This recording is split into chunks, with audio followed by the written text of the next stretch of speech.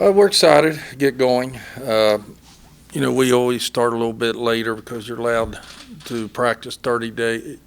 You're allowed 40 days. You can only practice 30 of them. So I always take a couple of days off early here so we can get in and get on our routine like we would during the regular season. So that's why we're starting, 3 or 4 days later than what a lot of teams start.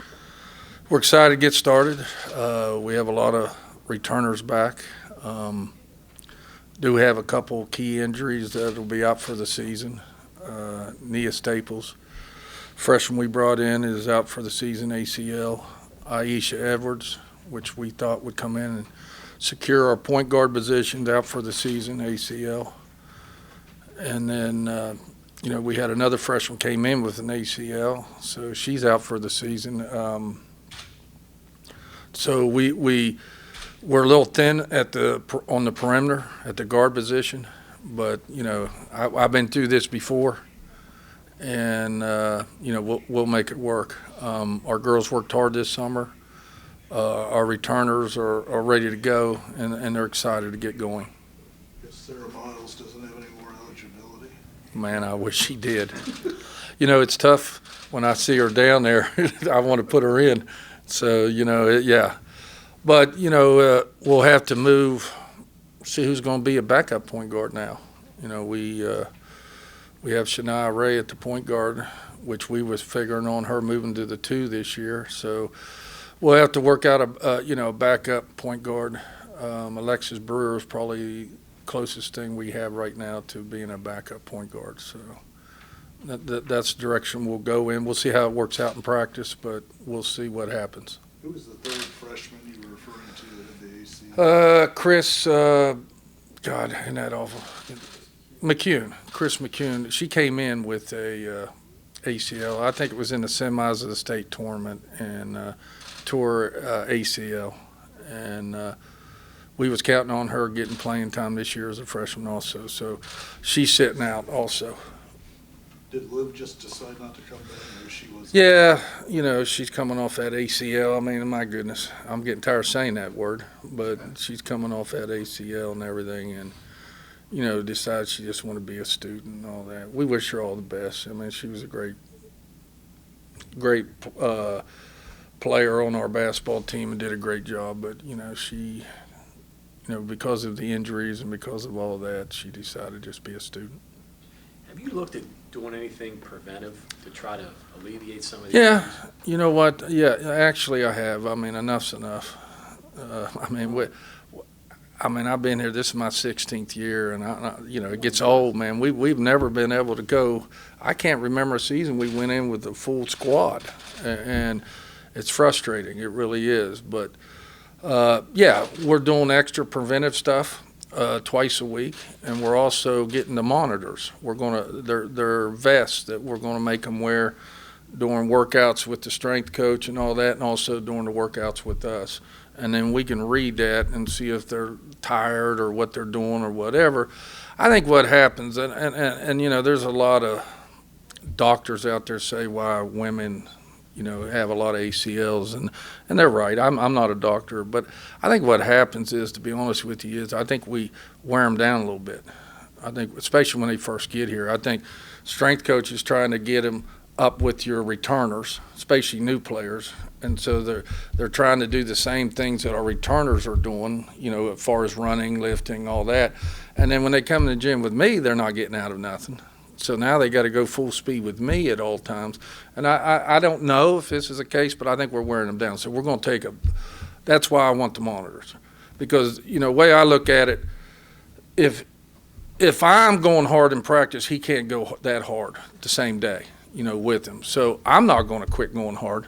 So who's going to make adjustments is our strength coach is going to make adjustments depending on what I'm doing in practice.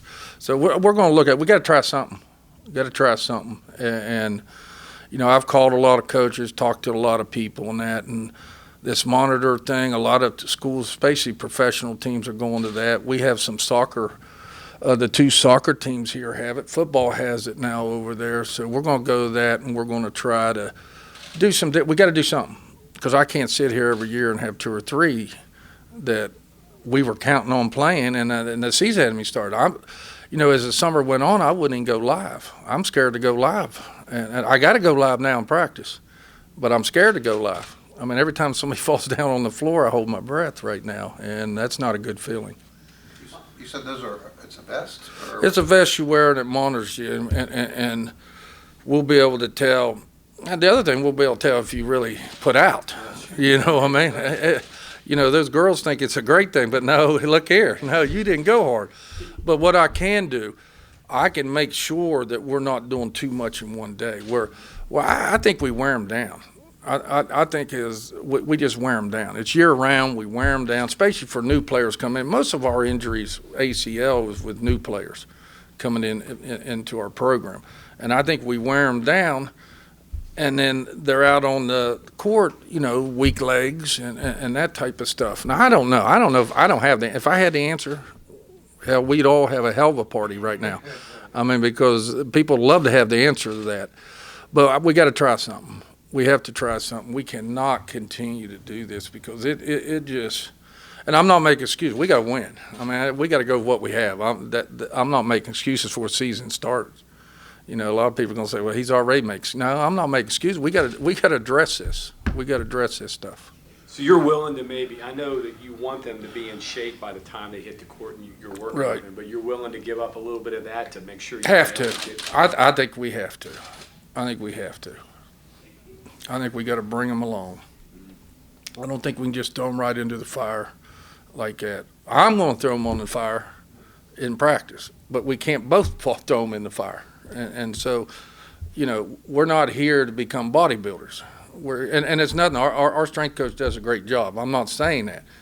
And we get stronger and more explosive than that. Brian does a fantastic job. But the bottom line is we're having too many of them.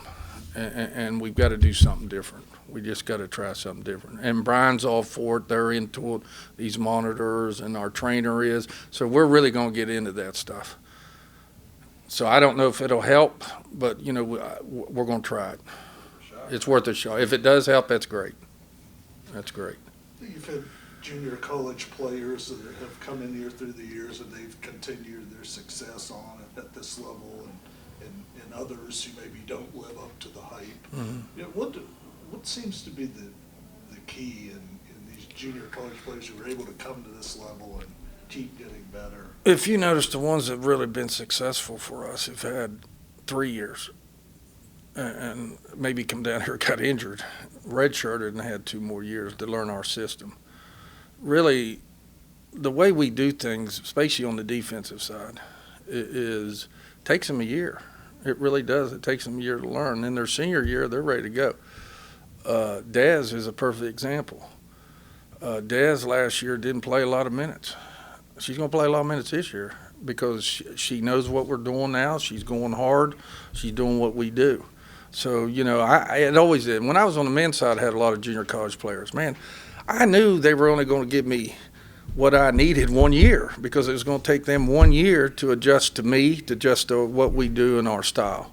And you got to understand, Christina King's coming in here and, with all that hype and everything, but has a lot to learn. And as long as she goes hard, as long as she works and that, she'll continue to get better. But, it's a big difference with our defense. And I don't say it because we do anything special now. We just demand a lot defensively. And players are not used to that when they first get in here. Do you feel like offensively she's going to be able to compete right away? She can run. No, she can run. She can get up and down the floor now. She can get up and down the floor of our guards. And she can run and jump. That's what she can do. Now, we got a lot. We got to really work the other stuff in there. But, like I told Christina, as long as you go hard and you don't stop when you make a mistake, then you're going to continue to get better. And as long as she does that, she'll continue to get better, and you'll see her, get better. You guys remember last year and Ariel Smiley. Well, what's the deal with Smiley? When she first started here, first semester, wasn't doing much for us now. But as the year went on, she produced a heck of a lot more for us, and that's exactly what will happen with some of these younger players and Christina King and that. With Christina, you actually had her sign coming out of High school, right? Yeah. So kind of take me through that a little bit. Do you still have to keep recruiting her as she goes to? Oh, absolutely, because everybody was trying to get her. You hope when you sign her out of high school, now teams know who they need to go against. You know what I mean? So we were the target of everybody trying to recruit her, and we was able to get her back. Great young lady. I think she's going to be a great player here, going to do a good job. Just going to take a while. I'm going to have to be patient. Everybody's going to have to be patient with her. Last year with Lene, the big emphasis, we need more scoring from Yeah. her, not just the rebounding, the block shot. And I think she pretty much doubled her scoring, went from like 4 to 8 something last year. What is the emphasis this year, just to continue that? What does she need to do better this year? Well, let's be honest. Somebody's got to pick up the scoring from Bria Holmes. Somebody's got to pick up that scoring, and we need Lene to do that. We need Tiana to do that. Tyneese is going to score. Even Shania needs to do that. We need Katrina Pardee or Alexis Brewer to step up and give us more. So I don't think it's any one person. I think as a group, we need them all to step up and take ownership and leadership of that area while continuing to play defense. And, we know teams now, it used to be they're going to overload to Bria. Well, now they're going to overload to Tyneese.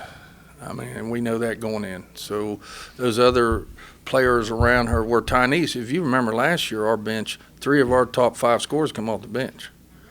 We're not going to have that this year. We're just not going to have that because we don't have the numbers this year. And because of that, they're going to overload on Tyneese. And they may double Lene. So there's going to be some other people going to have to step up.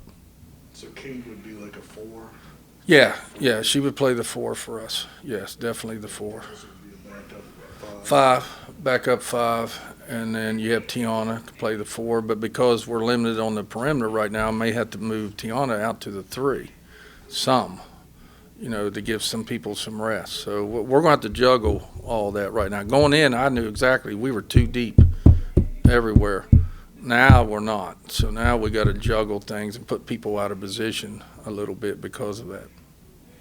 There's kind of always been like an underlying question in college basketball to whereas, would you rather have that team that has 5, 6 players averaging, 10, 12, whatever, or having that one, established superstar and defined roles around her? I mean, you've had both. What are the differences? Yeah, what do you kind of, I think when you have a Bria Holmes, it helps the other people around it get open. I mean, I really do. I think that's why they can be successful. That's why you had 3 of our top 5 coming off the bench because everybody was geared to Bria Holmes. And if you can score, a lot of times you're wide open because everything's geared over there. And Tyneese is going to give us that, though. She's a scorer. Tyneese Martin is a scorer. So I'm excited. She worked hard this summer. I'm excited to see where she's at right now once we start going live a little bit. Like I said, I haven't went live for a while. I mean, ever since that last injury, I'm scared to go live. So today I got to go live. So today we're going to go live. I'm just going to hold my breath through every practice, I guess. I threatened the practice players already. So, if they're going in for a layup, let them go. Don't dive on the floor. Don't leave your feet in the paint because we can't afford anybody else. And I told the trainer just keep a lot of tape. We just got to take people up and put them back on the floor. I mean, we just don't have the numbers. Are you seeing any development in Lene's offensive? Yeah, I have. She's worked hard, but, we'll see. You just never know. You know what I mean? I personally, right now, going into the season, I think she's going to score a lot more for us because she's a lot more comfortable down there. It seems like she's on balance a lot more, not getting off balance as much. So, yeah, and I think, and she demands the ball. When she's open, she demands the ball, and I like that. And she's been a great leader this summer, getting players in the gym and doing what they need to do. So, yeah, I think she's going to score more, but we'll see, Another place she can score is the free throw line. Yeah. She's getting better there. We hope. Yeah, I mean, you work on, you just never, I've been in this so many years. I don't know, man. I get in there, I think she will, but, a lot of that is mental at the foul line. And if you start hitting your shots early and then mentally you think you're going to hit him if you miss them shots early, and now you're thinking about it, and it just keeps carrying over. So, yeah, I'll tell you what, she's put the time in to do great things this year. So hopefully it works out. When you are looking at a lack of depth, how much more does that put on your starters? I mean, do they have to shoulder everything? Is that kind of Yeah. I mean, Absolutely, and I don't like being in that position as a Right. coach, because now, the threat of competition makes your teams a lot better. When you don't have that, what am I going to do? I mean, you're not going hard. Well, okay, I just got to. But the thing I like about our team is we have great young ladies, and they're motivated, and they want to win, and they want to do the right thing. So that's good. I've been in situations where that wasn't the case, where you just have to sit there and take things you would never have taken and let things go by that you would never let go by because you just don't have the numbers. I don't think that's going to be the case with this team, because they want to win and they're motivated, and they're good people. They're good young ladies. So hopefully we can keep that. And the newcomers, they just got to step up and follow, their lead. that's where you get a long year going right there, is when you have the opposite of. Oh, absolutely. Oh, yeah, absolutely. But that I definitely don't think that's going to be the case with this group, because, they've been through it, and especially when you get a leader like Lene, because this is her last go-around, so she's not going to let it. I'll just say Lene handled, and she'll handle it. And we have some good leaders on this team. No, what Tyneese did last year wasn't a surprise to you as you recruiter, but I think probably to the rest of the league and a lot of the country, she was a surprise. But do you get the feeling that that she wants to take her game to another level? That she's not just going to be thinking she's got it all figured out right now? Oh, yeah, she worked hard this summer. The biggest thing she worked on this summer was her ball handling. I mean, that's the thing she had. She was great. She's got the best pull-up anybody in the country. I mean, her pull-up game is unbelievable, and her three-point shot is good. But what she had to do is now, because of her shooting is so good, now she got to take it off the dribble and make plays. And that's something she worked on all summer. And I'm excited to see, I've seen glimpses of it in practice, where then I shut her down, because I'm not getting up here. I'll just shut her down. But, I think she's attacking a lot more, and she has a lot more confidence off the dribble, left and right hand. And I think she's been working on moves. And, it's one thing pull up, but make a move, make the defense, back on her heels, then pull up. And she's been working on that stuff. So I think she's going to have a great year. I really do. Since you've been in this league, have you had to adjust to the style of play in this league? Have you, where Hugs had to, from a Big East style to a Big 12 style, have you had to do that a little bit with your roster, or you No. just continue to play? We do what we do. We switch 1 through 4 and play. We have really not made. Now, what we've done, we've really been emphasizing hands on people and all that because of the new rules and all that stuff. But as far as our style and what we do as a program, no. I was always a believer, you adjust to us, we're not adjusting to you. So I know in Hugs' case, he's had to get wings to match Baylor and some of the athletic teams. You haven't had to do that with your personnel to match some of the different styles? The only thing that we worry about is in the post, at the 5 position, because the Big 12 has so many 5s. I mean, you look at Baylor will bring off, 6'7", 6'5", 6'6", 6'6" off in the 5. I bring off Lene, and then I bring off Tiana. That's where, to me, it's the 5 position. It's not so much the 1 through 4. It's the 5 position that are always our concern. So you could have gotten by before the 6'2" post, where now it's a little harder Right, to do. can't do it. Yeah. They're just too big. I mean, Oklahoma signed a girl we'll play against this year, 6'7". I mean, it's just you're going against that size every game, and it just makes it tough. Now, Lene's been great. Lene, in my opinion, has been one of the best defensive centers in the country. I've said that.